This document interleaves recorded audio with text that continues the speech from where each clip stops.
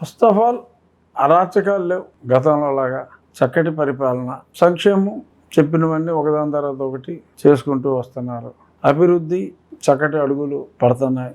Polavaram complete అవుతుంది అన్న ఒక పరిపూర్ణ విశ్వాసం. 2 సంవత్సరాల్లో పూర్తి చేయడానికి ప్రణాళికలు. అలాగే అమరావతి ఇప్పుడు క్లియర్గా స్పష్టంగా కనపడుతుంది పురోగతి. సుమారు 40,000 కోట్ల రూపాయల కాంట్రాక్ట్లు ఇవ్వటం, పని మొదలు పెడతాం అన్నీ కూడా 2 సంవత్సరాల్లో కంప్లీట్ అయ్యేలాగా ప్రణాళికలు రచించారు. పెద్ద పెద్ద కాంట్రాక్టర్స్ అనుకున్న సమయానికి అవుతుంది. సో ఇలా అభివృద్ధి కార్యక్రమాలు కూడా, అంటే క్యాపిటల్ ఇన్వెస్ట్మెంట్ కూడా ఒక సంక్షేమానికి సంబంధించి ఇన్వెస్ట్మెంట్ కాకుండా గతంలో సంక్షేమంతో పాటు క్యాపిటల్ ఇన్వెస్ట్మెంట్ కూడా తగు స్థాయిలో జరుగుతుంది. కాబట్టి దాని అభివృద్ధి ఫలాలు ఫిజికల్గా చూడాలి అంటే 2 సంవత్సరాలు పడుతుంది.